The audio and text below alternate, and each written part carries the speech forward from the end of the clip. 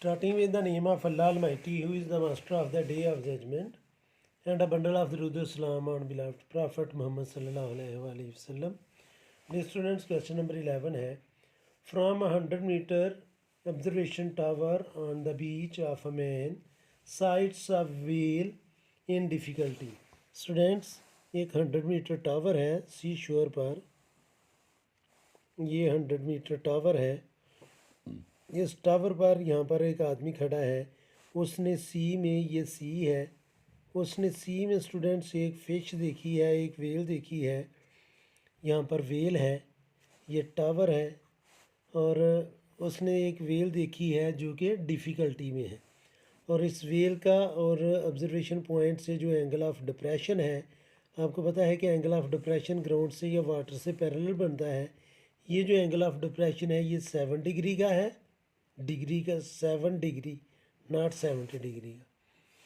और ये टावर जो है वो 100 मीटर है।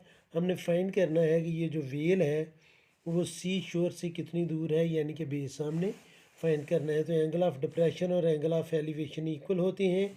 अगर ये 70 डिग्री का है एंगल ऑफ डिप्रेशन, तो एंगल ऑफ एलिवेशन भी 7 डिग्री का होगा। अब स्टूडेंट्स ये बड़ा सिंपल सा क्वेश्चन बन गया है।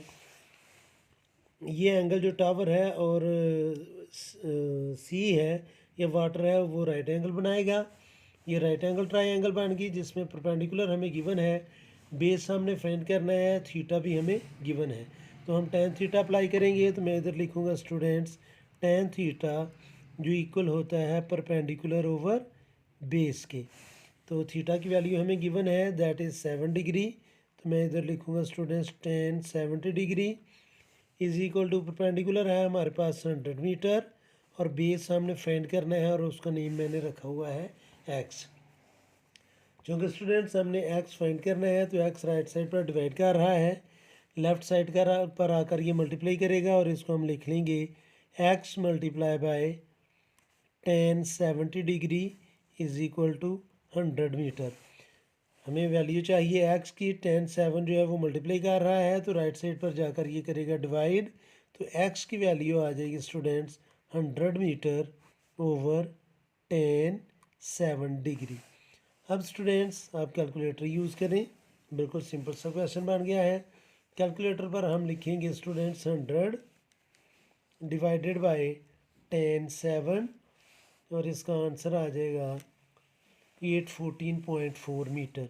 तो x जो है स्टूडेंट्स वो हमारे पास आ गया 814.43 मीटर।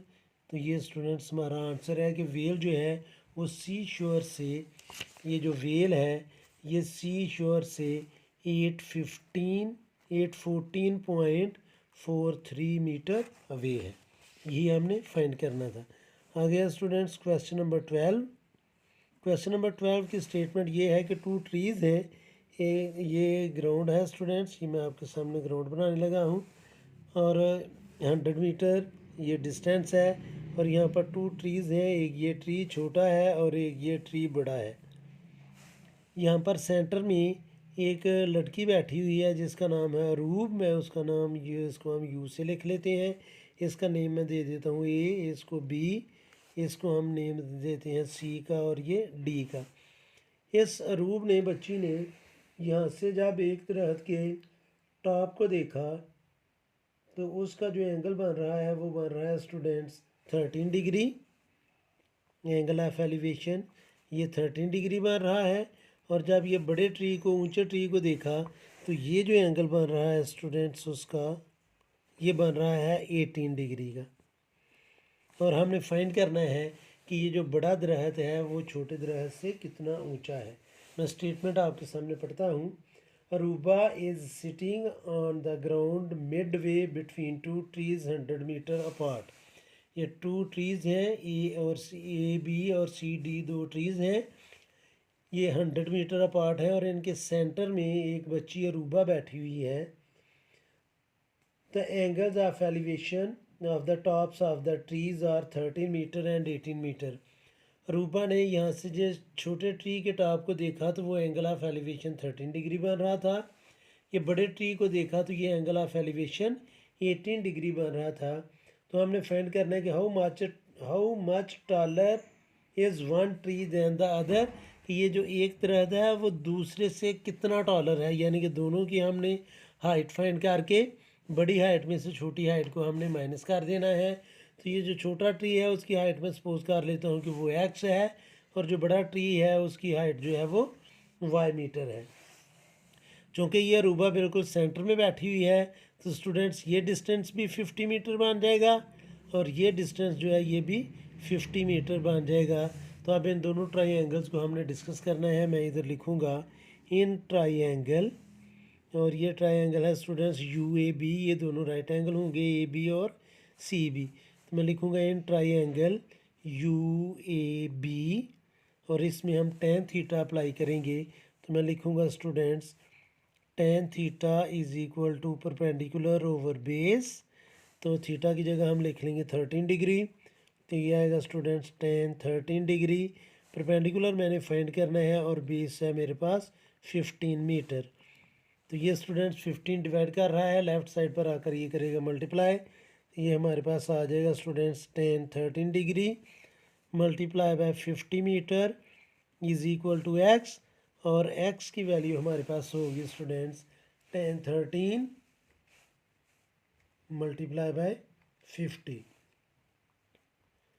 तो ये आएगा स्टूडेंट्स 11.54 मीटर। 11.54 मीटर हमारा आ गया x।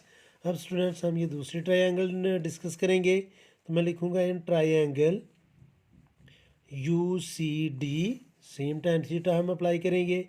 तो ये आ जाएगा students tan 18 degree is equal to perpendicular है y, और बेस यहाँ भी हमारा 50 मीटर है। तो स्टूडेंट्स 50 जो है वो राइट साइड पर डिवाइड कर रहा है, लेफ़्ट साइड पर आकर ये करेगा मल्टीप्लाई। तो हम लिख लेंगे जी tan 18 degree multiply by 50 metre is equal to y। तो y की वैल्यू हमारे पास आ जाएगी tan 18 मल्टीप्लाई बाय 50। तो ये आ गया स्टूडेंट्स हमारे पास 16.25 मीटर। एक जो ट्री है उसकी हाइट है 11.54 मीटर, और जो दूसरा ट्री है उसकी हाइट है 16.25 मीटर। तो हमने फाइंड करना है कि ये जो बड़ा ट्री है ये कितना टॉलर है। तो हम लिखेंगे जी कि टॉलर इज़ इक्वल टू, इसमें स्टूडेंट्स आप 16.525 में से 16.25 में से आप माइनस कर लें 11.54 को। तो ये हमारे पास आंसर आ जाएगा -11.54। तो ये है स्टूडेंट्स 4.71 मीटर। 4.71 मीटर जो है, जो बड़ा दरख्त है वो ट्री है, वो छोटे ट्री से 4.71 मीटर टॉलर है। तो उम्मीद है कि आपको इन दोनों क्वेश्चन की समझ आ गई होगी। फिर भी अगर कोई कन्फ्यूजन हुई तो आप कमेंट बॉक्स में ज़रूर कमेंट्स कीजिएगा।